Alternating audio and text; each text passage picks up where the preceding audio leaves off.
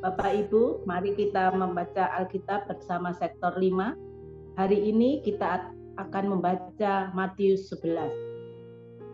Setelah Yesus selesai berpesan kepada ke-12 muridnya, pergilah ia dari sana untuk mengajar dan memberitakan Injil di dalam kota-kota mereka. Ayat 2, Yesus dan Yohanes Pembaptis. Di dalam penjara, Yohanes mendengar tentang pekerjaan Kristus, lalu menyuruh murid-muridnya bertanya kepadanya, "Engkaukah yang akan datang itu, atau haruskah kami menantikan orang lain?" Menjawab mereka, "Pergilah dan katakanlah kepada Yohanes apa yang kamu dengar dan kamu lihat. Orang buta melihat, orang lumpuh berjalan, orang kusta menjadi tahir, orang tuli mendengar, orang mati dibangkitkan, dan kepada orang miskin diberitakan kabar baik. Dan berbahagialah orang yang tidak menjadi kecewa dan menolak aku." Setelah murid-murid Yohanes pergi, mulailah Yesus berbicara kepada orang banyak itu tentang Yohanes. "Untuk apakah kamu pergi ke padang gurun, melihat buluh yang digoyangkan angin kian kemari? Atau untuk apakah kamu pergi melihat orang yang berpakaian halus? Orang yang berpakaian halus itu tempatnya di istana raja. Jadi untuk apakah kamu pergi melihat nabi?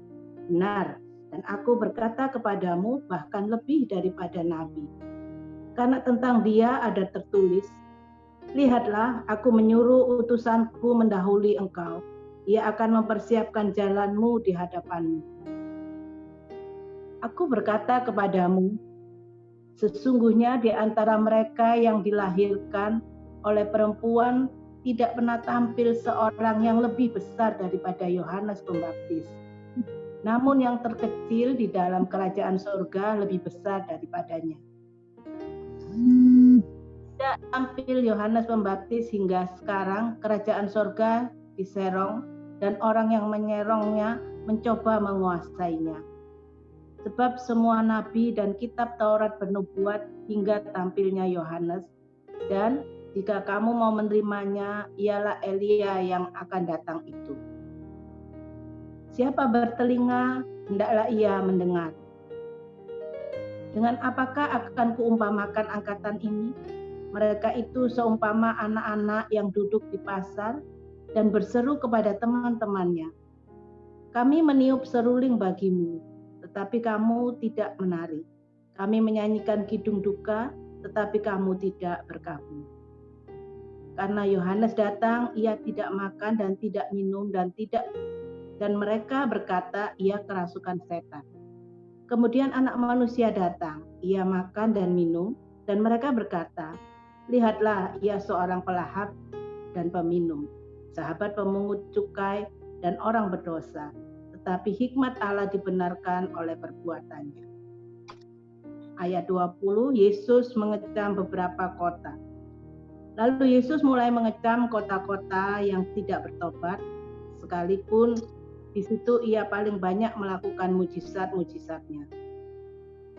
"Celakalah engkau, Korazim, celakalah engkau, Betsaida, karena jika di Tirus dan di Sidon terjadi mujizat-mujizat yang telah terjadi di tengah-tengah kamu, sudah lama mereka bertobat dan berkabung. Tetapi aku berkata kepadamu, pada hari penghakiman, tanggungan Tirus dan Sidon akan lebih ringan daripada tanggunganmu. Dan engkau Kapernaum, apakah engkau akan dinaikkan sampai ke langit? Tidak, engkau akan diturunkan sampai ke dunia orang mati. Karena jika Sodom terjadi mujizat-mujizat yang telah terjadi di tengah-tengah kamu, kota ini telah masih berdiri sampai hari ini. Tetapi aku berkata kepadamu, pada hari penghakiman, tanggungan negeri Sodom akan lebih ringan daripada tanggunganmu. Ayat 25, ajakan juru selamat. Pada waktu itu berkatalah Yesus, "Aku bersyukur kepadamu Bapa, Tuhan langit dan bumi, karena semuanya itu engkau sembunyikan bagi orang bijak dan orang pandai, tetapi engkau nyatakan kepada orang kecil. Ya Bapa, itulah yang berkenan kepadamu. Semua telah diserahkan kepadaku oleh Bapakku, dan tidak seorang pun mengenal anak selain Bapa, dan tidak seorang pun mengenal Bapa selain anak. Dan orang yang kepadanya anak itu berkenan menyatakannya. Marilah kepadaku semua yang letih lesu dan berbeban berat, aku akan memberi kelegaan kepadamu. Pikulah kuk yang kupasang dan belajarlah padaku, karena aku lemah lembut dan rendah hati, dan jiwamu akan mendapat ketenangan. Sebab kuk yang kupasang itu enak dan bebanku pun ringan.